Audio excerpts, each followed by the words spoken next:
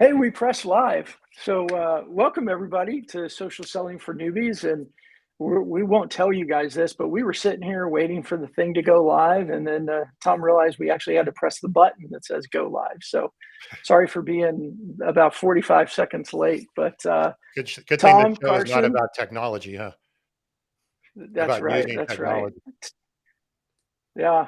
Tom, Carson, welcome Brandon? as usual. Thanks for being here and being an awesome host. I'm on the other side of this today, everybody. I'm actually hosting because we have an awesome guest, right, Carson? Mr. Tom Burton is our guest. Our guest. Fresh, yeah, fresh from the yellow brick road. That's right. Right. That's Just right. pulled off So that highway. Just pulled off And the no, I highway. am not going to take that as a layup movie reference today. I aim to be better. So Yeah. yeah, you got more in you. We believe in you. So, everybody, welcome. If you're in the comments or if you're on the live, please go in the comments and tell us who you are, where you're from, so we can say hi, give you a little shout out. If you're on the podcast, thank you so much for listening. Please be sure to subscribe and also to share us with your friends. If we make you laugh a little bit, we add some value to you. We'd love for you to subscribe. And last thing before we jump into our dad joke competition, hope you're ready, Carson. I brought my A game today. Is good. Just a reminder to come join us on modernsellerhq.com, which is our free community. And we've got all sorts of training in there. There's great conversations going in there. We just added a new space of social selling for women that we'll announce the awesome space leader for that here soon. But a lot of really good stuff, a lot of great conversations going on in there. So please come join us at modernsellerhq.com. Okay, Carson, you ready for the dad joke challenge? Always. I think ChatGPT should go first today. ChatGPT usually has to go first, and then you get this opportunity to kind of pivot and Right. figure out what funny joke. All right. Okay, here we go. You ready? Yeah, I'm ready. What do you call a fly without wings? No fly. A walk. I got you beat today. So ChatGPT. Carson, you know you wanted to laugh at that. You just fought it. You didn't want to give it to me. You fought it. You know that was funny. Well, we go to the audience for these, so the audience is the most impartial. And frankly, I don't have a horse in the race. I ask ChatGPT on every episode to arm me with a funny dad joke.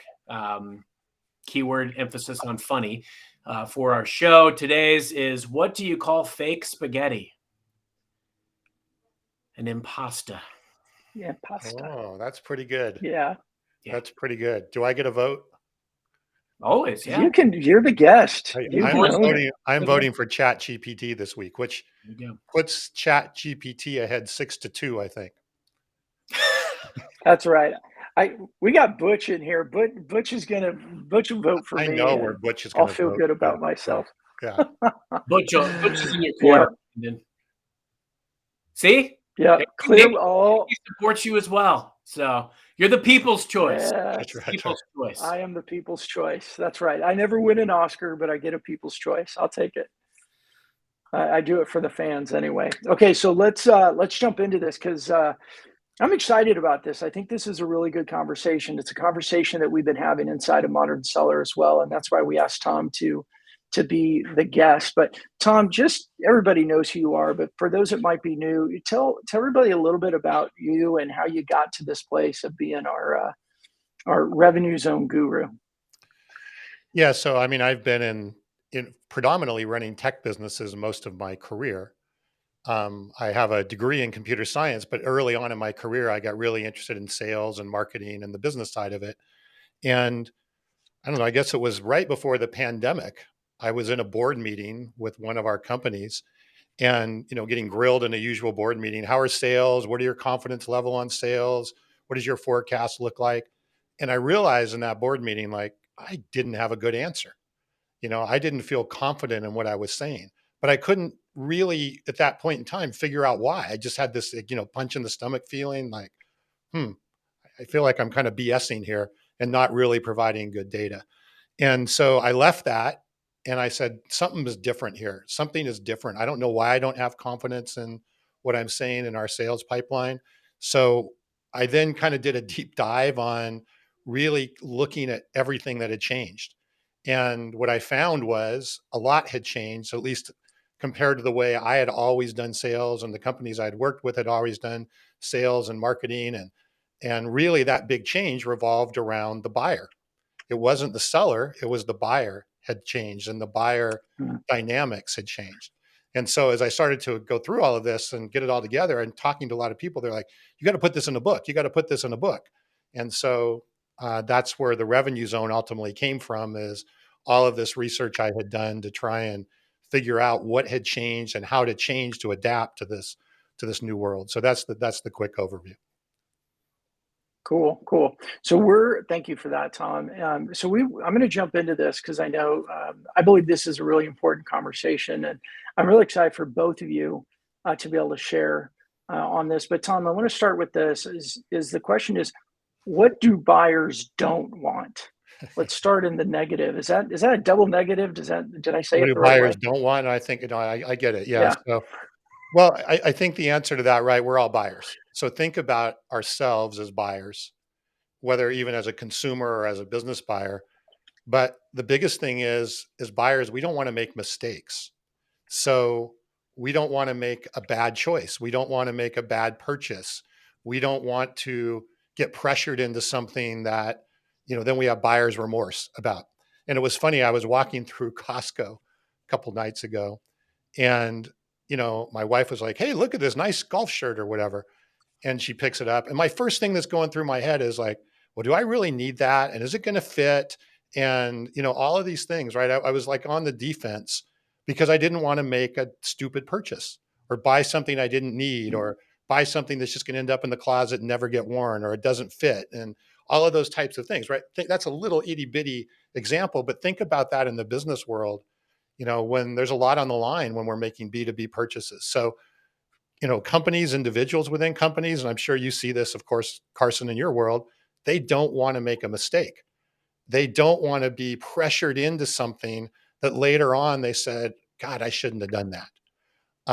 And let's face it, we've all had that happen in our career or even in our personal, lives. We've bought something because we got pressured into it.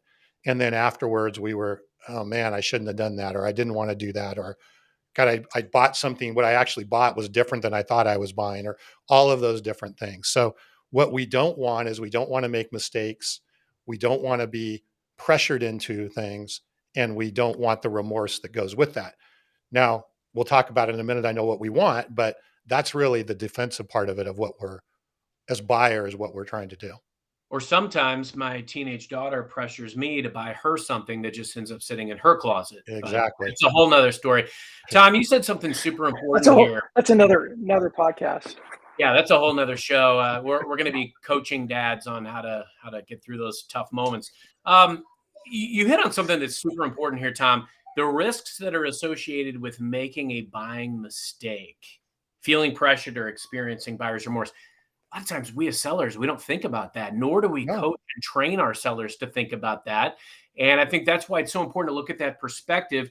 I'd love to get a feeling from you too. What are some of the common misconceptions that you think a lot of sales professionals have about buyers' needs and preferences, and where should we be looking instead? Well, we get trained right on, as buyers or marketers, even look for the customer's problem, understand the prospect's problem. Well, that we may understand the problem, but we don't understand internally what is on the line to solve that problem. What is expected, or what is how are they expected to solve that problem? So just because we understand the problem doesn't mean that we should jump to the conclusion that we know how they want to have that problem solved, or even if we have the right solution to solve that problem. Right? It's kind of a big leap, and so I think we right away we get out of whack a bit with the buyer, because we make assumptions that may or may not be true, because we think we understand their problem. And if you look at most sales and marketing books, it's all about find the problem, find the problem. You got to find the problem. I'm not saying shouldn't know the problem, but then how you actually go about dealing with that and communicating that are a little bit different. And trust me, if you're asking what keeps you up at night or what's your greatest challenge, get in line with the other 1,000 people that already asked him the same thing, and Yep. you'll probably be ignored. So, yeah, thank you, Tom, for really framing it up. Brandon. Well, I want to. Yeah. I mean, Mark says he's got a timeshare. I mean, I'm all over that. So Oh, hey, I'm all ears. Can we add him in real yeah, time? I want to hear yeah. more. I mean, I saw that. Yeah, what I like about it is Tom will buy it and then he'll never use it, but then he right, can gift it to us, Carson, right, and we'll go use it. I think that's the right. way timeshares work. Yes. You know, Well, my mother-in-law sold timeshares for a while, and she had a really interesting saying one time. She said, "Timeshares are meant to be sold, not purchased." yeah. Isn't there a bigger market Oh yeah, aftermarket for timeshares than there is for timeshares? So the resale market. probably. Yeah. So, Tom, as you were saying that, the question that came to my mind too around that is, and Carson, I'd love your input on this too. Is you're right. We read a lot. It's like find the problem, find the problem, find the problem.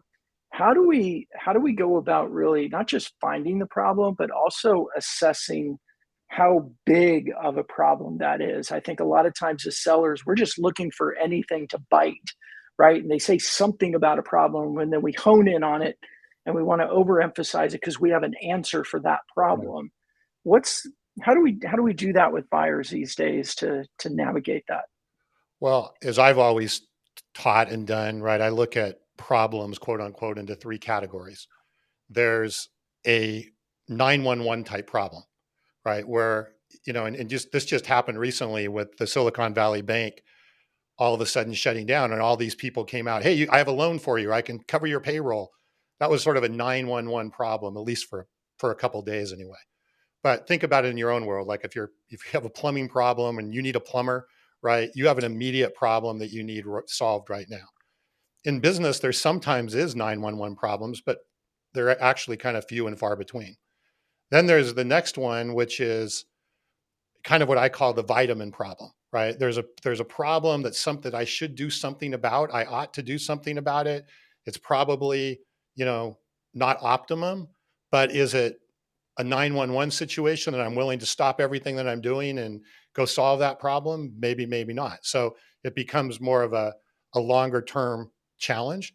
But that second bucket of that problem is there, if it is a vitamin type problem, not a painkiller like the other one, is there an impending event? So is there something in the organization that actually a deadline or some impending event that actually causes the organization to follow through on that vitamin problem? And then there's a third category, which is a vitamin problem or a vitamin situation with no impending event, which are the worst, because you could have a customer going, yeah, I really feel like we should solve this, but there's no impending event. It's very easy for other priorities to come in and overtake it.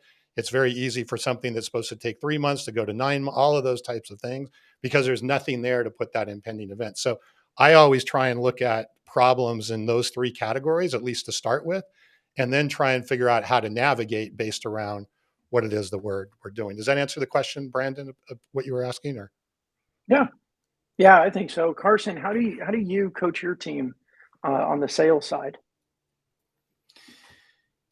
So again, I mean, we talk about this so often, but I think it's important to revisit it. It comes down to relationships and staying at the pulse of what's happening in that organization. And as you go out and seek to become that trusted advisor, you're going to be having these conversations that arm you with ultimately what is a win to these folks. Now, your aim, and this is how my team and I try to operate. Your aim is ultimately to go out there and instill trust through transparency that we are going to be able to maintain our status at the pulse of what's going on in that organization. The buyer's needs change all the time.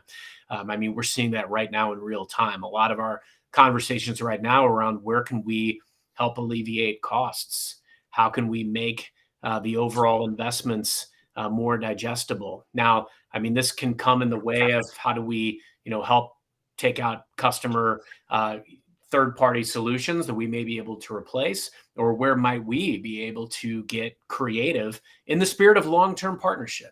And I think that's what's important. Mhm. That's not the same conversation we were having a year or 2 or 3 or 5 ago.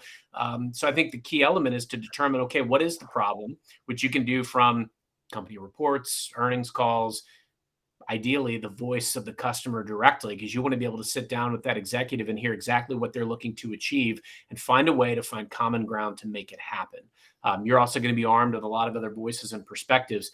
I love how Tom articulated this, because there are obviously different types of problems. There's clear and present danger, where they're going to come to you and we've got an immediate timeline. We need you to alleviate and eradicate this problem.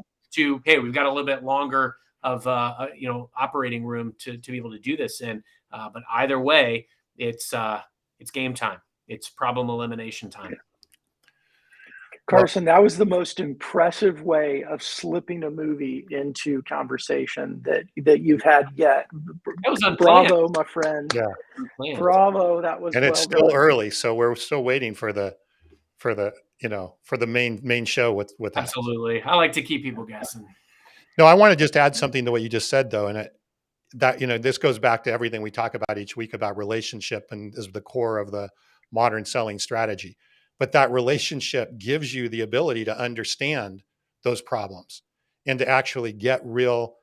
We've seen this, Brandon, right? When we have a relationship with somebody, they'll spill the beans on what they're looking to solve.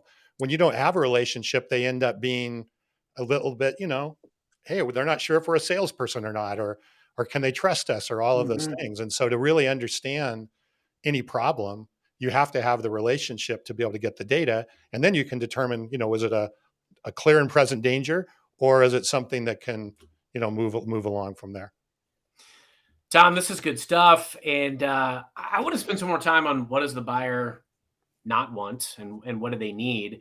I think sometimes as sellers, we feel compelled to we get the meeting and we almost verbal vomit everything that we think is phenomenal about our offering or our company or whatever it is, right? We show up just, seeking to unload all this great information.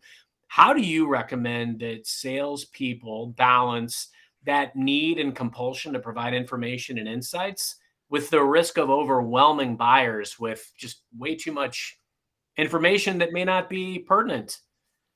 Well, I think what you're talking about is not only a problem as a seller, right, but as the buyers, when they want to go do their own research and they want to be on their own journey and all of that, is a big risk, is getting overwhelmed with information, right? We know there's no shortage of information, and it comes from different sources. It's conflicting information in a lot of cases, different data, different viewpoints, all of that stuff. So whether you're getting it from a salesperson or from the internet or from your online research, the risk of overload, information overload, is very, very high. And the fact is, Brandon and I were talking about this before the show. The fact is that sales cycles have increased in length in the B2B world.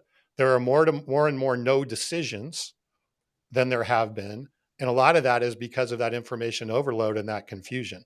So you have to be able to bring back clarity to the buyer, but at the same time, respect that the buyer wants to be able to do that research on their own and provide a way for them to get there without, again, the pressure or feeling like they have to interact with the salesperson if they're not ready to.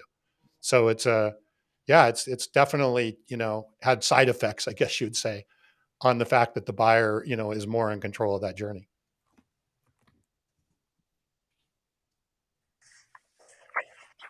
Yeah. Sorry, my brain was going down a couple of different paths, and then I sat there and went and said nothing. But I think for both of you guys, how do we as sellers, align or show up better with buyers, knowing that these are the ongoing problems? What are some of the more tangible tactics? I know we get great feedback on the show when we have practical, tactical advice, but what are some of the things you'd recommend for the salespeople listening to this to align themselves better with the buying process, but also the challenges that buyers have? Well, I think, we go back to our favorite topic of mindset, first of all. So you have to be able to take that mindset. And I think that's going back to what I was talking about even in the beginning of the show, of my moment of the gut punching moment in the board meeting, was taking a step back and going, I've got to look at things very differently. and I have to respect the way things have changed. But how do I adapt? Right? We still have, businesses to run. We still have to make sales in order for our business to succeed. We still have, targets and quotas, all of those things. It doesn't go away. We just have to be able to adapt into that piece that's there. So I think the first thing is, and one of you said, I'm not sure, Brandon, or if it's Carson in the beginning, but a lot of times as salespeople, we don't look at it through the lens of the buyer. We keep trying to look at it through the lens of ourselves. And the first thing that we need to do is, and that's the mindset shift, is take a step back and look at everything as much as we can through the lens of that buyer, and then figure out how to adapt and play in that game versus trying to shove our game onto that buyer. So I think that's the very, very first step that we need to do. And we've talked a lot about this in a lot of ways in previous shows. Yeah, Carson, what would you add to Yeah, it's that? a buying journey for a reason. And first, we've got to earn our ticket to entry, right? But I look at every great deal that I've done, and there's always a friendly or a champion within that customer organization. And often we lean on these people and everyone else that's part of the customer part of the buying journey. We lean on these buyers to show us what are their priorities, but also what are their key milestones. I have to know what is important to them. What are the timelines, the deadlines, the processes? What does their buying process look like? Does legal have to review? Does this go to the board? Are there multiple levels of, influence and review? I have to know all these things early on. And then it comes down to mutual accountability. Because look, if I've earned the right to be the trusted advisor, I've got to make sure that I'm continuing to bring value and transparency and doing the things that I'm supposed to do along the way, responding, proactively reaching out, and making sure that I've got something comprehensive that is what I've committed to. But the way that we stay at the pulse of what is on the buying journey and what that process looks like is by earning these relationships and then asking the right questions. I mean, it comes down to, and Tom, you said it perfectly, right? We've got to put it ourselves in the position of the buyer, understand what is a win for them, understand what are risks for them, because at the end of it, we're asking them to make that risk or to de-risk that as much as we can as a seller. Yeah, exactly. Yeah. Tom, before we move on, do you want to grab Nikki's comment here? I like the way that she brought that in. It was really kind of summarized what both of you guys are saying. And Tom, I know you bring this up a lot, but it's mindset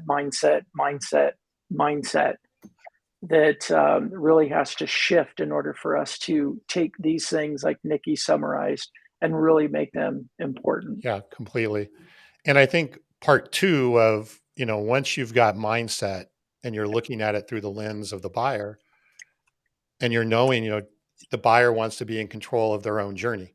So now you're saying, okay, how first of all, build the relationship, right? We know that is the key foundation. But once you have that healthy connection and you have a relationship, how do you then become that trusted advisor? And how do you facilitate that journey? And this can be done both at a sales level, kind of one-to-one, or one-to-many at a marketing level. But we're talking more sales at this point as it relates to, one-to-one type of interaction. So that's where we've, in my book, I talk about the yellow brick road. I say, okay, for the types of buyers that I'm selling to, generally, what is the information that they need, the data that they need to be able to make a good decision that they're going to be, good, excited about, and not have buyer's remorse? What are the things they need to understand, and what do they need to believe? And then how do I provide that information in the right sequence that they can digest it and make that good decision?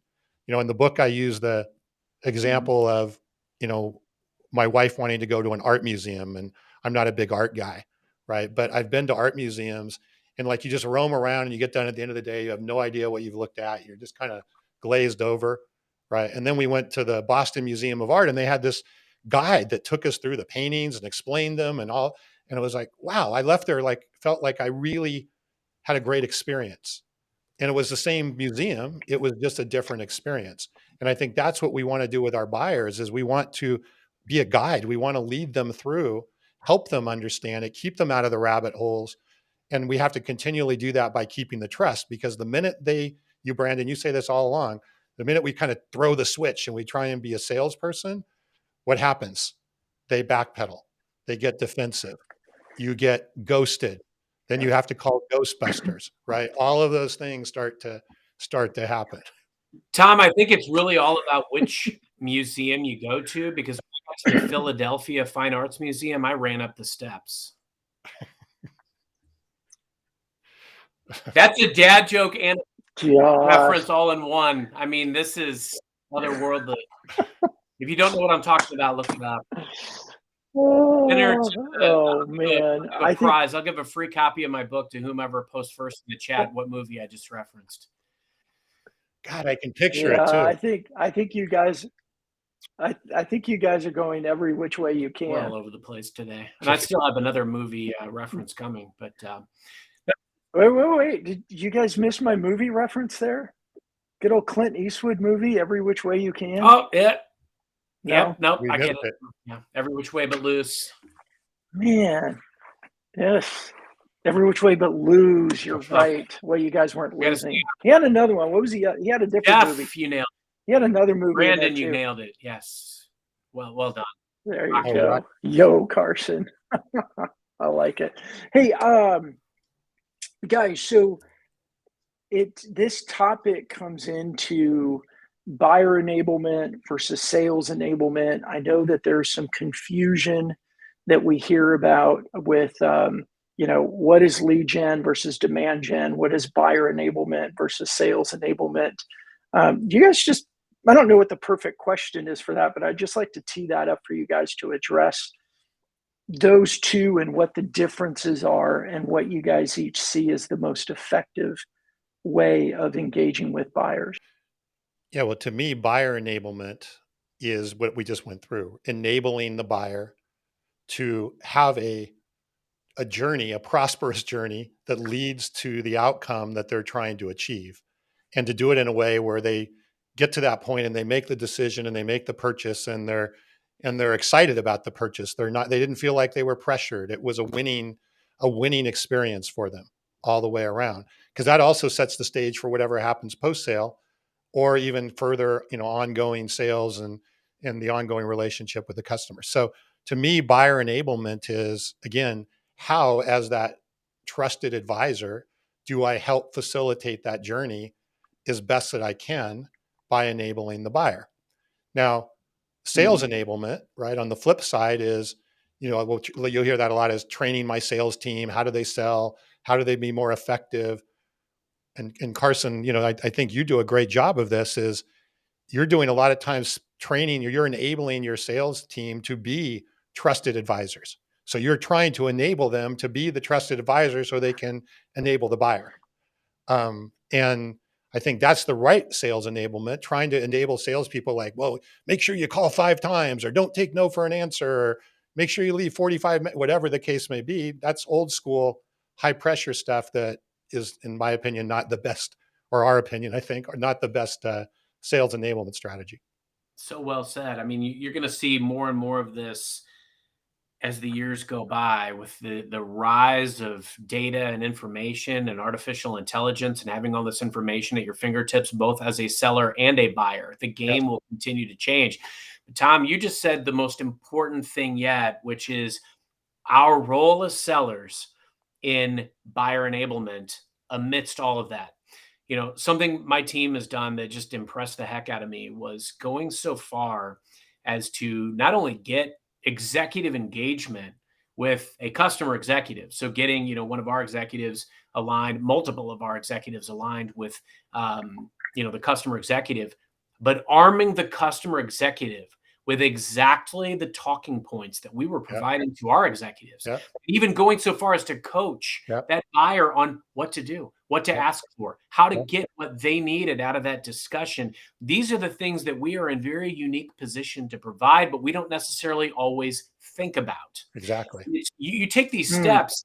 How can the customer not go on the journey with you and trust you because they know that you have their best interests at heart. If we go into these scenarios looking for what looks like a win to the customer and we get them to understand and care what looks like a win to us, and we find that common ground and those synergies and we explore transformative ways that we can partner and collaborate together, oh my gosh, that's where the magic happens. And I think, amongst all of these changes in our landscape, the more human we are and the more we seek to serve and build real relationships, my gosh, that's where we're going to win.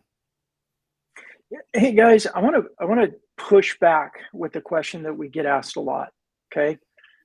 That sounds great, but it sounds like a lot of work, and does it really work?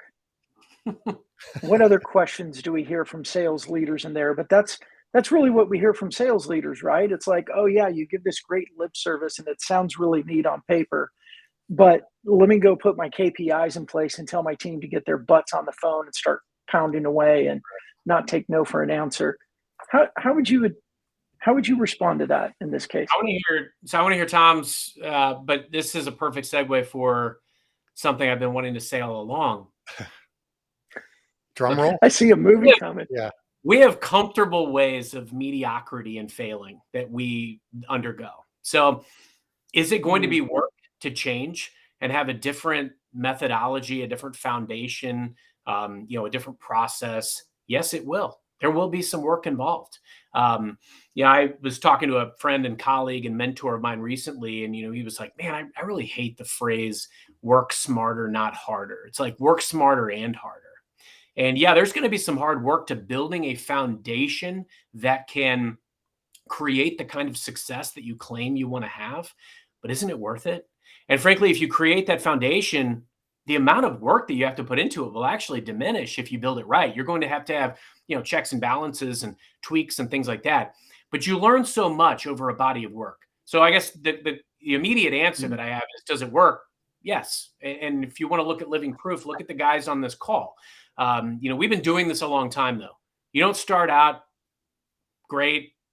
You may not even start out good as a salesperson. We've got a lot of wealth of experience of stuff that's worked and hasn't worked over our body of work. I think about the movie Groundhog Day. In Groundhog Day, Bill Murray's brilliant character, Bill Connors, he gets up every day and he's like basically living the exact same day over and over again. And if you read the IMDb, which my wife always makes fun of me because if I like a movie, I'll always read all the IMDb trivia. That movie actually went on for thousands of days in the script. We learn from our mistakes and we ultimately work toward building the perfect or the best or the optimized scenario.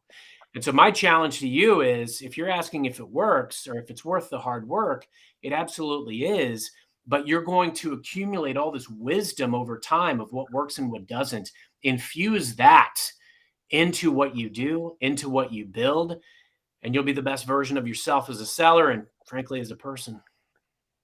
Wow. That was quite a talk. Yeah. And it was. I mean, it makes me talk. Tim, I want to let you. I need to be like George Costanza at this point, just say, and that's it.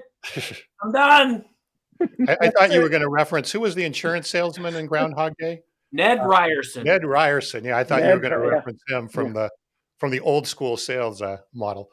But no, I mean, you're exactly right, Carson. And why we call this show Social Selling for Newbies, I find even myself, right, and Brandon, trying to practice everything we preach. There are times when there's pressure or there's situation and there's almost this urge to go back to the old way, right? Or go back to okay, I'm going to go get this done, or I'm going to go and it never works, or rarely. And if it does work, you don't feel good about it.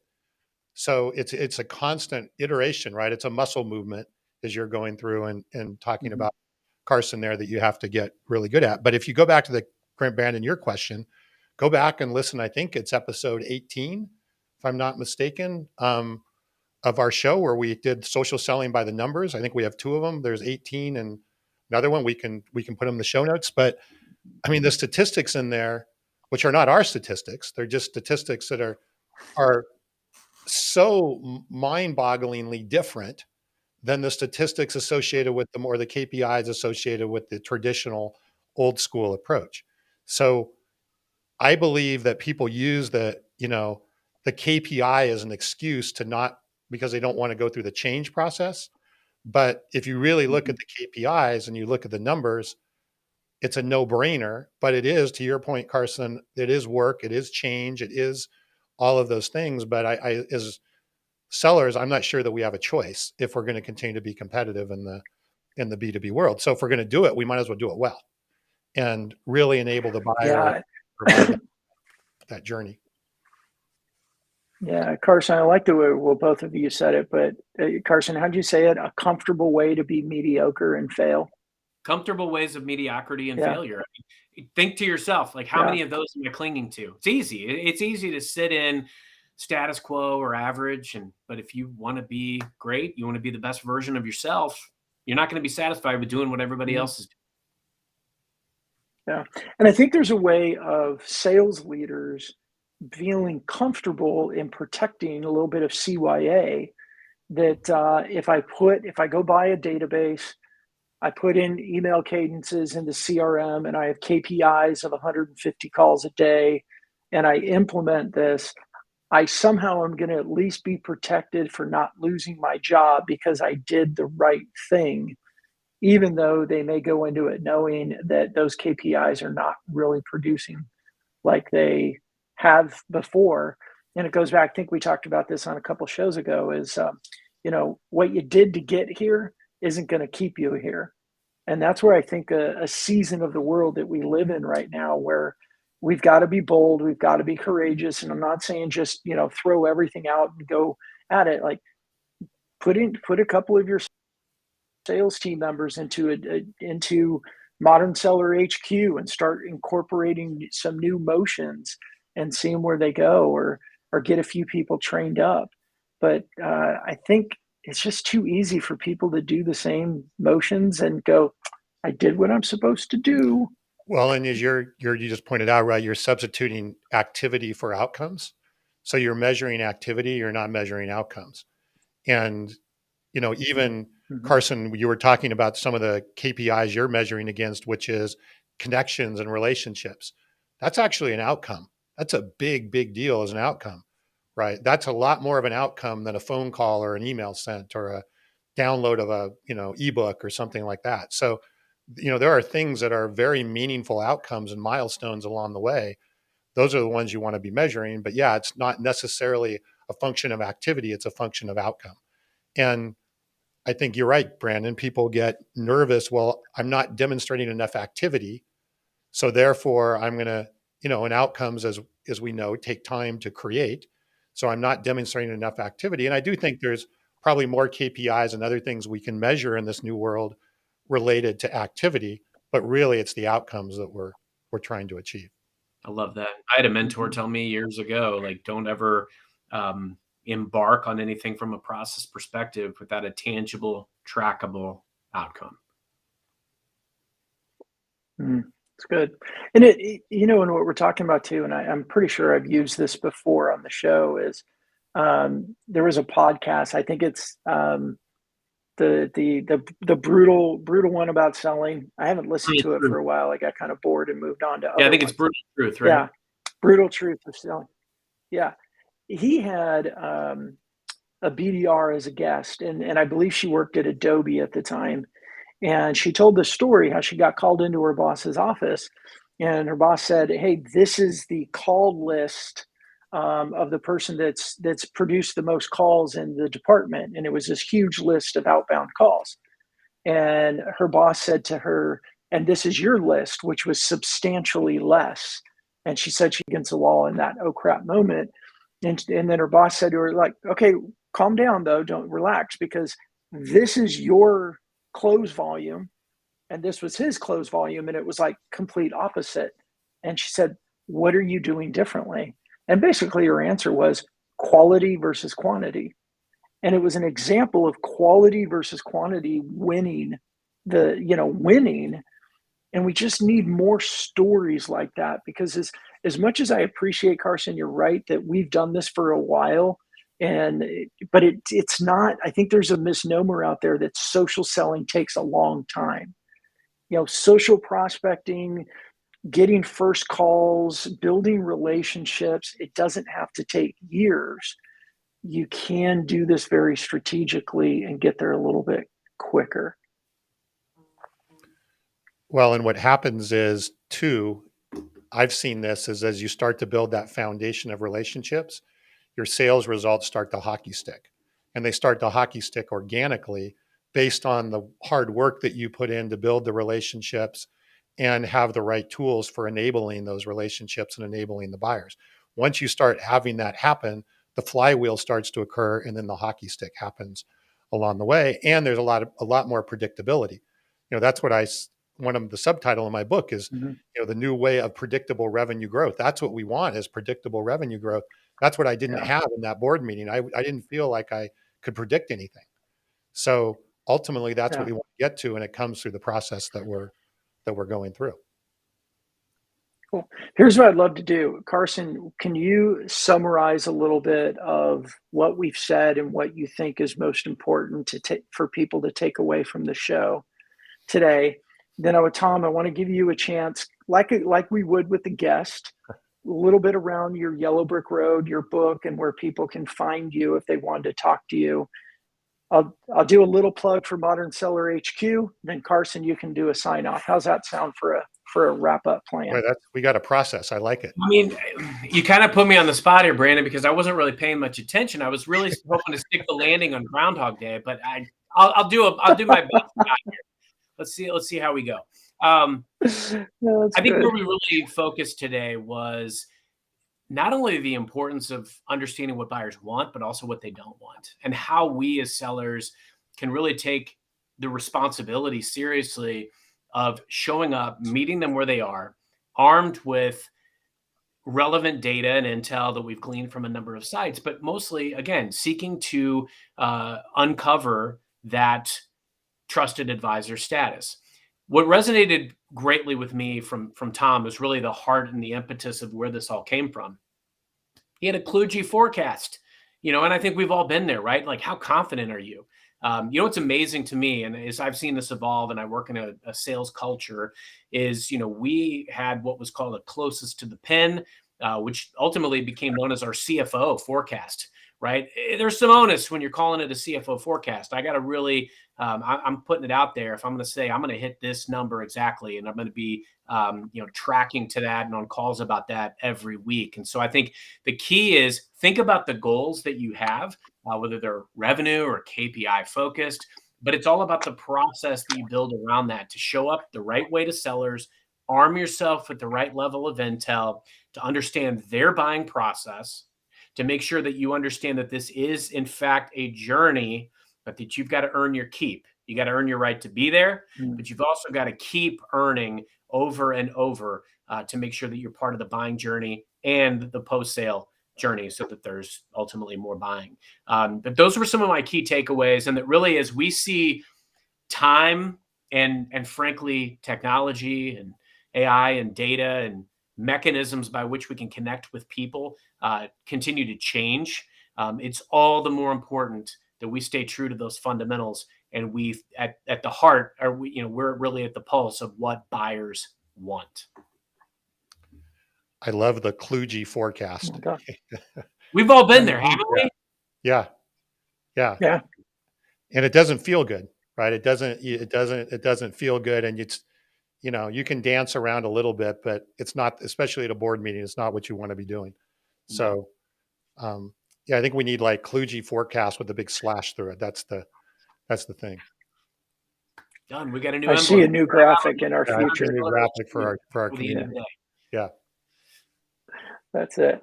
So, Tom, as our guest, where can people find you? How should they connect with you? Well, I'm on a podcast every week called Social Selling for Newbies, so they should definitely show up for that. I'm with a couple of co-hosts. You better write that down.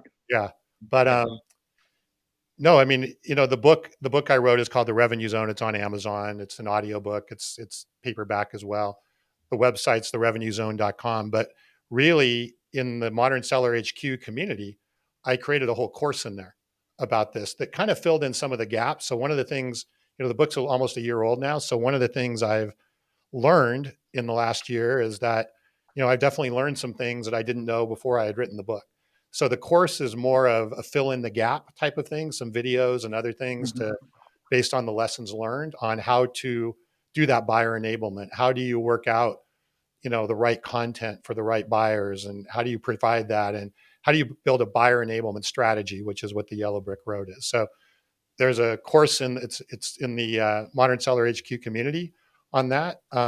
It's free. It's in there. It's open, available. So go check that out and get the book. And also certainly reach out to us in the community. So, and I'm also on LinkedIn, of course. Perfect. Well, Tom did a great job there of saying, look, Modern Seller HQ continues to evolve. We seem to have a flurry of registrations over the last few days, which has been exciting. We've got some new spaces coming in place. We've got some inner circles getting created. There's a lot of stuff going on in there. But if you're anywhere on this continuum of, hey, this sounds interesting, you'd like to learn more, or man, these guys sound like they're completely full of crap, and I don't believe any of this. Like, this is a good place to go in and start talking, not just with us, but other people that are going through this journey. I think there's a lot of people in there that have hit walls in their sales cadences and their emotions that they've relied on for years, and they're not working as well anymore. So come on over, modernsellerhq.com. It's free. And we'd love to have you in there and answer questions and chit chat and learn with you and from you as well. So, hey, I think we're wrapped up. Tom, thanks for being a great guest. And Carson, I must say that today was an exceptional day of movie references for you. And big old high five on that one. Brandon Triplett, send me a DM with your address, and I'll get you a signed copy of Salesman on Fire. Perfect. There we go. All right, Carson. Some rocky music to end off here. Dun, dun, dun. Yeah, I know. Or Eye of the Tiger, either one. That's right. Well, sign us off, Carson, and let's wrap this show up. Thank you all. Tom, thanks for being a great guest. Brandon, thanks for being a great host. And thank you all for joining us. And until next time, happy social selling. Thanks, everybody. Bye, y'all.